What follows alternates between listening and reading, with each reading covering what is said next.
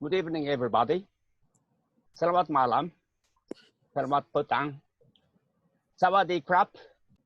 Wanchang I'm very happy to be guest speaker this evening. I will first tell you my diplomatic activities outside East Asia. East Asia comes afterwards because it is the most important topic this evening. So I start with my experience in the United States and went to study at the graduate school of the Tufts University, Fletcher School of Law and Diplomacy. In the next summer, I received a scholarship from the United Nations, and I had a 1 month, experience at the UN. And later, I went to Middle East, in the desert country and Islamic country. I had many different experiences in the language and in the culture and the religion. In Kuwait, all over the country had an oil reserve. This is the Bedouin nomad, but everywhere the oil was produced. And then I went to Paris. I worked about almost 4 years in Paris, France. In addition to diplomatic assignments, I traveled to many countries in the world, including many African countries and Latin American countries. In Kenya, the Japanese agricultural aid project. I have been to almost all the regions in the world. Altogether, I worked in the 77 countries. This is the last diplomatic assignment in Norway. I was ambassador in the kingdom in Norway, as Calvin introduced me to you. This is the full dinner at the Royal Palace. Okay, my main topic is about East Asia. I first went to Indonesia in the Southeast Asia. In Indonesia, we can spend wearing the batik all year round. We don't have to wear the formal suits. Very easy to live in Indonesia, but there was a couple of several difficult problems in Indonesia. That was a long time ago. Present situation might be different, but at the time we cannot use English in Indonesia. I used the body language to communicate with our housemates. So I studied Bahasa Indonesia intensively, but in 3 months I had to take Indonesian reporters to the Japanese aid project in the island of Sulawesi. That was a very hard job for me. But this way, I studied Indonesian very intensively, and still I can speak Bahasa Indonesia. One of the problem for me was toilet. Okay, can I talk about that? Sure, no problem. Go ahead. When I had a diarrhea, I ran into toilet. Okay, but there was no toilet paper. Or I didn't know how to do it. There was a bucket of water. I don't know how to use it. But of course, later I learned how to use it. The other one, we use fingers to eat food in Indonesia. But I got accustomed to that. But actually, eating sushi in Japan, you can use fingers. There were some cultural differences, but I felt very relaxed and friendly to the local people. Okay, can you see this picture? On the right is His Majesty King of Brunei. This is the scene I am presenting the message of my emperor to His Majesty. After that, I was recognized as a full ambassador in Brunei. During my term in Brunei, very important thing occurred. That was in 1997. In July, very serious monetary crisis started. It started from Thailand. Thai currency baht went into sharp depreciation. This currency crisis didn't simply stay in Thailand. It spread almost all over East Asia. Only Japan and China were not affected. Economic crisis made the people suffer very much. And at the time, the president of ASEAN was Malaysia. Malaysia invited ASEAN 10 countries and 3 outside countries, Japan, China, Korea. In December 1997, we had a East Asia summit meeting for the first time. That was the beginning of East Asian regional cooperation. I was in the middle of the crisis, and I presented many opinions to Tokyo, and I thought the regional cooperation will be more and more important for our next generation. Becoming ambassador means my retirement time was approaching. I will retire from the government, and I will become private person. After becoming a private person, what I thought, I hope I can do something for the younger generation to promote the regional cooperation. But in order to promote good regional cooperation, I thought there was one important question. That is the relatively stable relationship between Japan and China would be the prerequisite for the enhancement of the regional cooperation. I was never engaged in the Chinese affairs in my diplomatic life. I never talked Chinese, but I thought stable relationship between the two countries will be the key for the promotion of regional cooperation. So I studied Chinese in Brunei. And after I retired from diplomacy, I started to go to China and to give lectures at the universities in China. I have been doing this for more than 15 years. So now I can speak Chinese. I can give lectures in Chinese. My Chinese is the language after my retirement from diplomatic life. Okay, this is my lecture in Nanjing. I have many students in China. One of my very smart students became a teacher at the school. So they invite me to give lectures here almost every year, even today. And this is the graduate school of Nanjing University.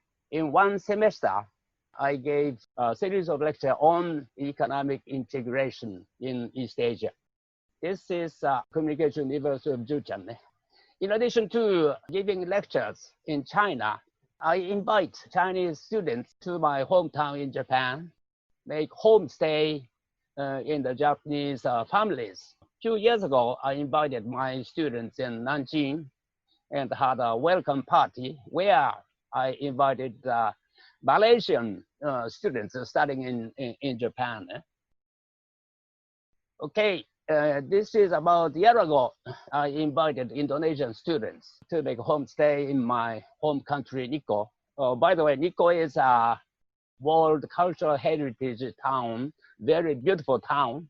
In addition to the homestay, I arrange joint seminar and cultural exchanges with the local Japanese students. Okay, this is a very small part of the video which Indonesian students produced. Okay. Kemudian perjalanan kami berlanjut ke Utsunomiya University di Minamachi, Utsunomiya, Jepang. Di sini kami diajak berdiskusi tentang masa depan 30 mendatang di Asia Timur. Dan juga kami diberi kesempatan untuk membawakan tarian dari Nusantara, yakni Gemu Famire. Silahkan disaksikan teman-teman sekalian.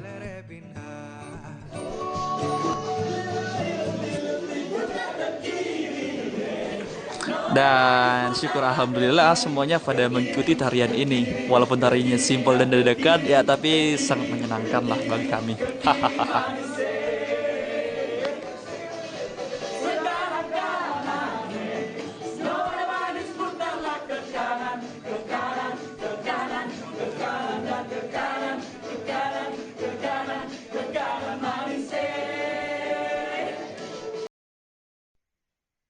Okay, this way invite East Asian students to Japan, and especially to my home country. If you like to arrange such a study tour to Japan, I can arrange it. Let's talk about ASEAN. I have dealt with ASEAN many years. When I was in Indonesia, I was in charge of ASEAN. Every week I visited Indonesian ASEAN Secretariat and follow the development of Southeast Asian cooperation. But not many people at the time expected the ASEAN regional cooperation will be developed so much as we see today. And many important initiatives taken by the ASEAN. As I told you, in 1997, the first East Asian Summit meeting was arranged by ASEAN. And let's see, present negotiation, which is going on, the RCEP, Regional Comprehensive Economic Partnership. This is a 16-country free trade negotiation. But I think the conclusion of negotiations on RCEP will be very important for the future regional cooperation in East Asia. We have already many free trade agreements, bilateral or small regional. So economic effect of RCEP will not be very big. But I really hope by setting up RCEP, ASEAN 10 and Japan, China, Korea, and India, Australia, New Zealand, these 16 countries regional cooperation will strengthen the basis of the prosperity and the peace in our region. So I really hope ASEAN would continue to take initiatives for the regional cooperation. Okay, next. I picked up few challenges for ASEAN, as I think. ASEAN 10 countries have, various economic levels. The richest, from richest Singapore to, very poor countries like Myanmar, Laos, Cambodia. But the reduction of poverty in the region is the key for the region-wide, prosperity in the future. Reduction of the economic gaps among the member countries. Well, in addition to develop relatively poor countries further, there is another question for the middle-income countries. Singapore has got out of the so-called middle-income trap, but Malaysia and Thailand are still in the trap of middle-income countries. So upgrading the industrial structure in these countries will be, very important for the region-wide prosperity in the future.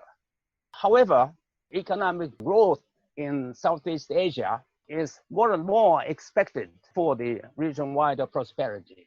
ASEAN 10 countries are expected to continue over 5% annual growth, while Chinese economy is estimated to slow down.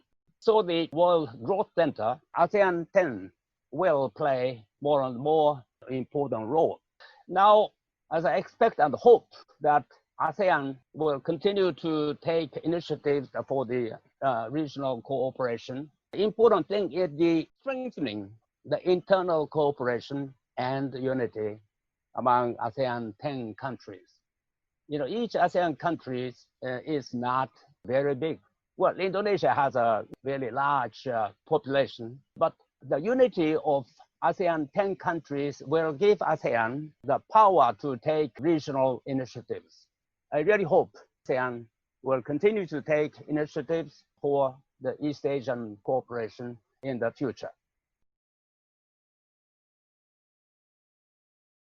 Okay, now Japan-ASEAN cooperation. Japan has made a long cooperation with ASEAN countries. Since ASEAN was set up in 1967, Japan always cooperated with the ASEAN countries for the further development. Now we will continue to cooperate with ASEAN countries, especially for upgrading the industrial structure. For example, building smart city. Singapore is making efforts for building a smart city. Japan is trying to work with ASEAN countries to further building such cities. Yeah, the ASEAN countries' urbanization will be more and more important. So the building effective but still environment-friendly city will be more and more important. I really hope the promotion of exchanges among young people in the region. Japan is also trying to promote exchanges of youth. We have already received many young ASEAN people for internship in Japan. But in addition to inviting young people from ASEAN countries, we are trying to send our young people to ASEAN countries for internship, especially university students during the summer vacation. China is increasing its cooperation with ASEAN countries. I really hope long experienced Japan and newly cooperating China would cooperate with each other for the further economic development of ASEAN countries. Okay. Now, as I said at the outset, I have two questions to you.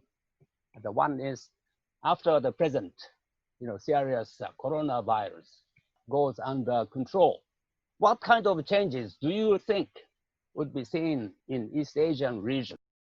And the second question is, what kind of situations do you foresee or do you want to see in East Asia 30 years from now? 30 years from now, you will be the leaders of the country, the leaders of the region. So when you become the leaders, what kind of East Asia you'd like to make? I raised this question to Chinese students or Indonesian students and other students in Japan. One of the Indonesian students proposed that the young people in the region should be communicating more closely with each other, making use of IT technology. I really hope I can receive your comments, your ideas, your opinions after today's session. Thank you very much. Okay, let me first begin by asking some of the questions that we might have. So you shared about your time as ambassador, in Brunei, because I think a lot of us haven't had a chance to visit Brunei. Could you maybe comment on your experiences in Brunei compared to Indonesia? What are some of the differences you have seen during your times in both of these countries? Yes, in the Southeast Asia, there are two big groups. One group is Islamic. The other one is Buddhist. Brunei is the most serious country in following the Islamic teaching. In Indonesia, Malaysia, they are Islamic countries, but we can drink alcohol. Especially in Indonesia, we have no problem in finding alcohol, but in Brunei, it is totally prohibited. So when I entertain guests, we cannot use alcohol. Okay, in Islamic country, there is 1 month of Ramadan. After Ramadan is Hari Raya, a religious festival. Of course, Hari Raya is very important for all the Islamic countries, but especially in Brunei. Ambassadors, even though we are not Islamic, we join the Islamic festival. But in Brunei, ambassadors visit all the cabinet ministers and vice ministers, important people. But important people are many. So every day I visited 30 families to eat for dinner. Wow, that's a lot of people. Yes, for 3 days. Yeah. Have you heard that ambassadors are the professionals of eating? we have to have a very big stomach. But religion is very important, especially important in Brunei. So I think, you'll be talking about Japan and ASEAN. So Because I think in your CV you mentioned that you were also the vice president of JETRO. JETRO. Yes, the Japan External Trade Organization. And then as part of that position, you visited China numerous times. So maybe could you share, in terms of China and Japan, how do you think, the two countries can work together more?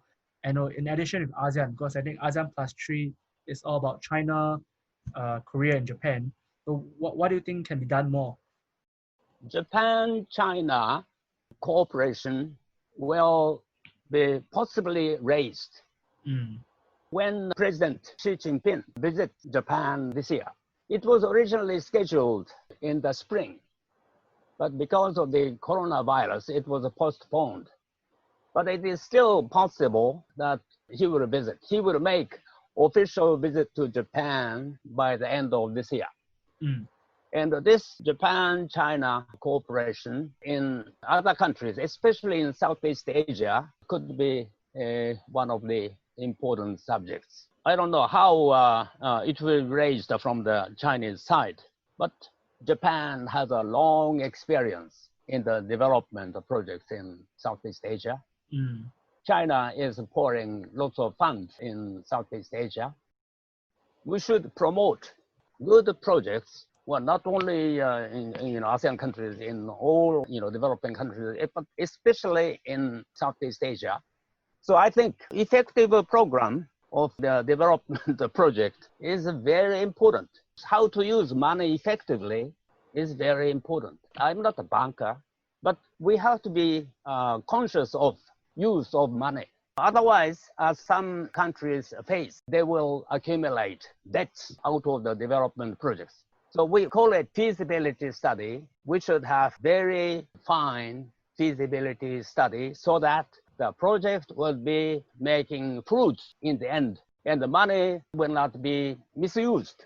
So I think it will be profitable for ASEAN countries if Japan and China can cooperate for the development project. But I don't know how Chinese approach to this kind of cooperation would come when Xi Jinping visits Japan, but it is possible. Okay, I think another question I have, I think because a lot of audience are students in universities or young working professionals, and you mentioned about your time doing lectures in China. In China, what are they interested to know about, and what are they worried about? When they attend your lecture. Okay, I told you that I made a one semester lecture at the Graduate School of Nanjing University about the economic integration of East Asia. This is one of my main topics. And the other one is young people in China increasingly interested in Japanese culture. The image of Japan is improving very rapidly in China as many Chinese people visit Japan nowadays. Looking at the real Japan, they are more and more interested in the Japanese culture. But I think another problem is our side. Japanese young people are not very much interested in China. And the image of China is not good among Japanese people. But I think this is not good. I'm trying to push young Japanese people to visit China and to communicate or to exchange with Chinese people. And they would appreciate Chinese people very much. I learned many things from young Chinese people. So his question, how do we attract investment from developed countries to emerging ASEAN countries? How does JETRO look at investments in ASEAN, and what more can be done? Okay, effective projects. Effective project means projects which can make money. So good projects. Good projects means the responsible programming for local people in Southeast Asia. Of course, we can cooperate with ASEAN countries to find good projects. According to my experiences, I think the education is very important in our region.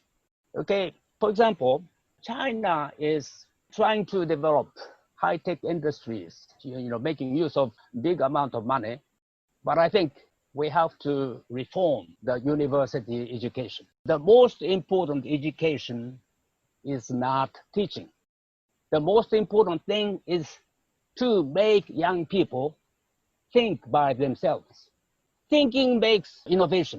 Japan has produced many Nobel Prize winners, and they say the most important thing for young people is to deny the teaching of the professors. Challenge, don't simply listen to the professors.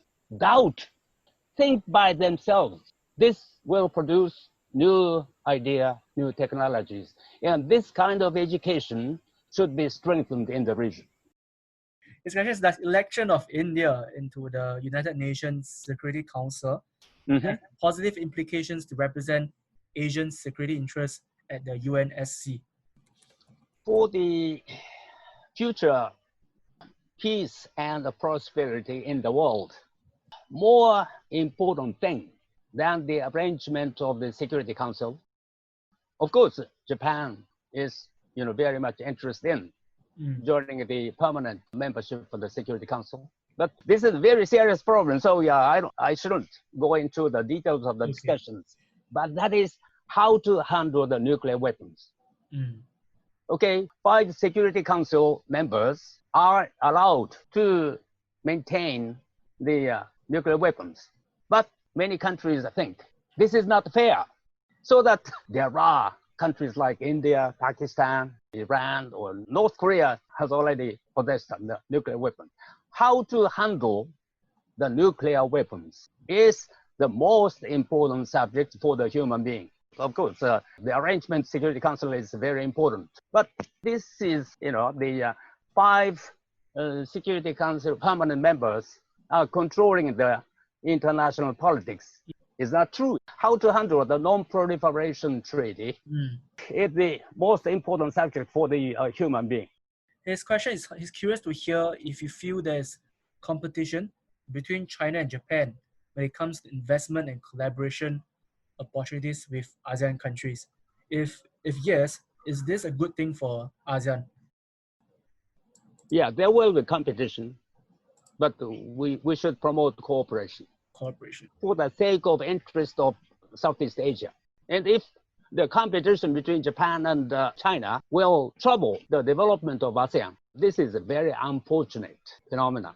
ASEAN should take initiative to promote effective projects in your region. In that sense, you should talk to Japan and China.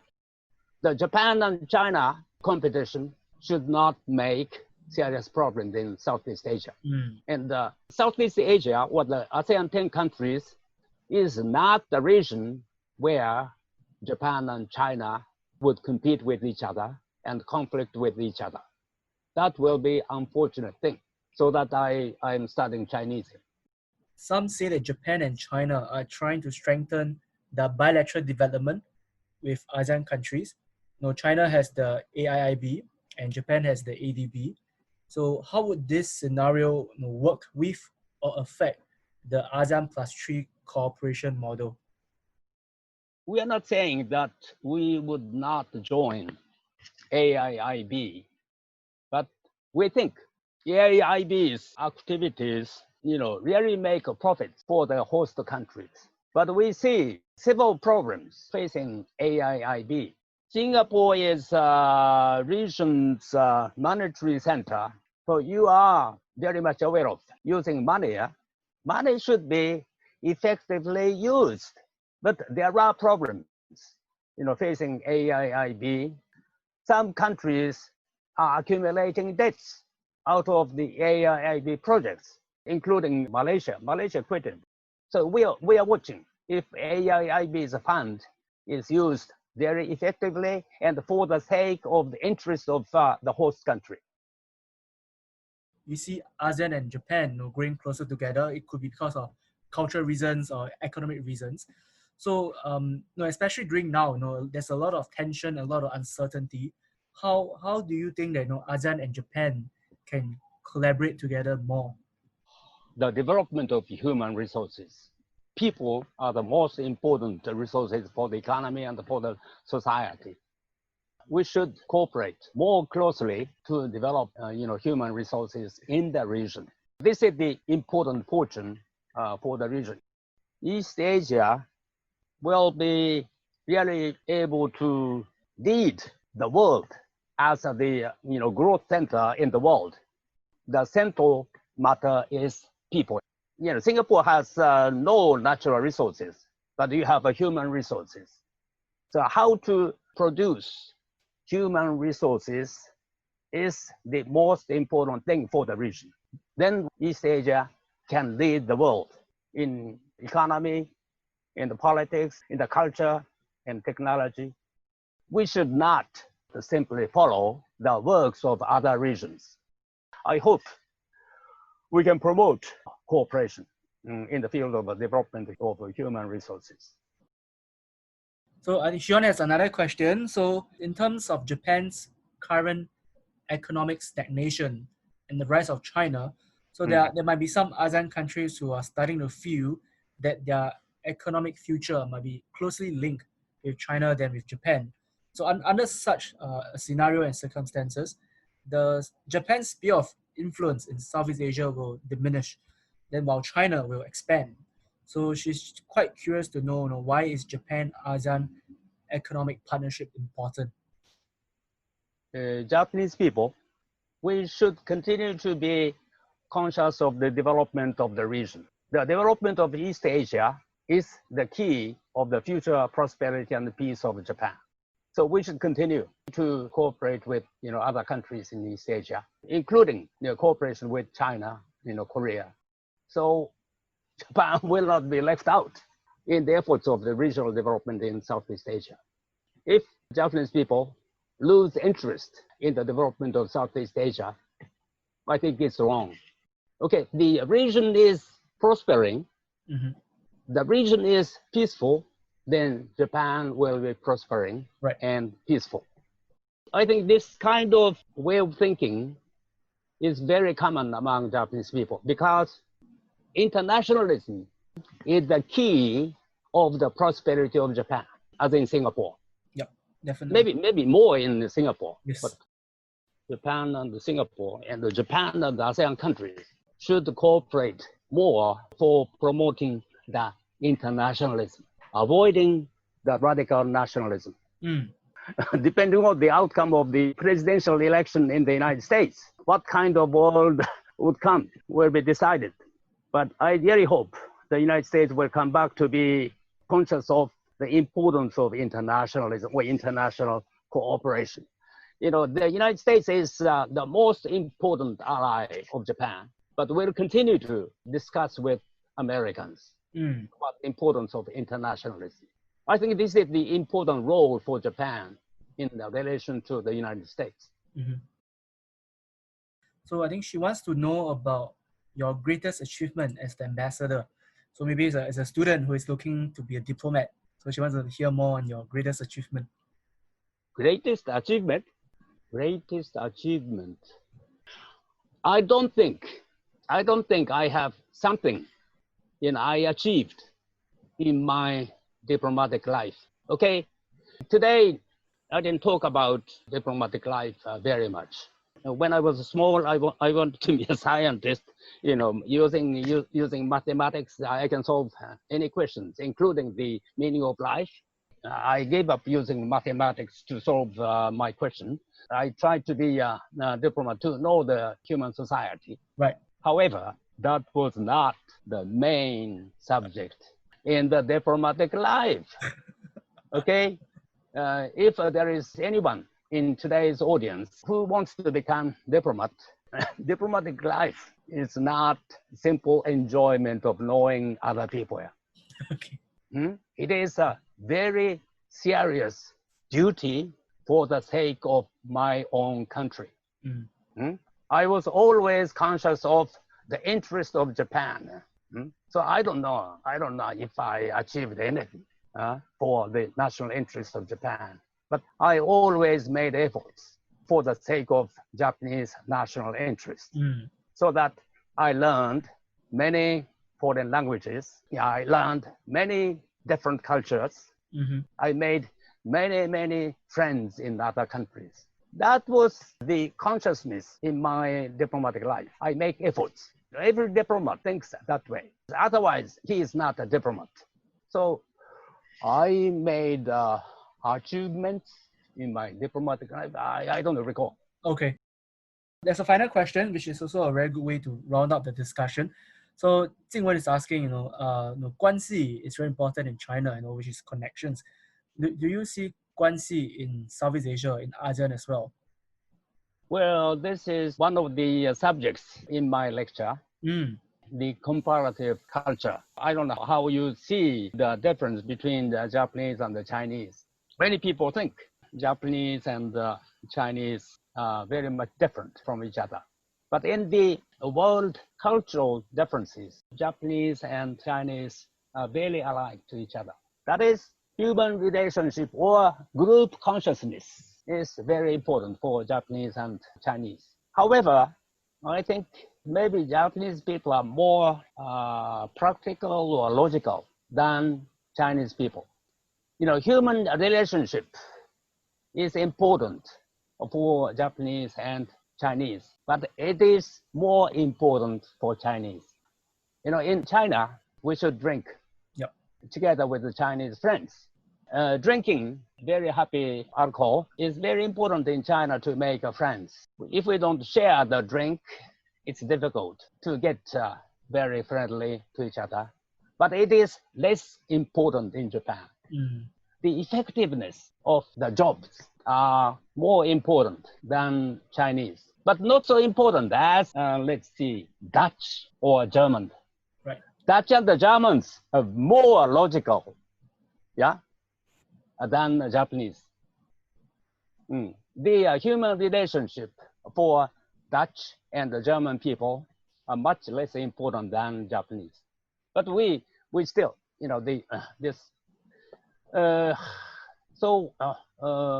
drinking together is not so important for Japanese than Chinese. So we make a relationship not through the personal connection, but the effectiveness of the work. If the people in Southeast Asia are effective in their work, we trust. We don't trust them because of the drinking together.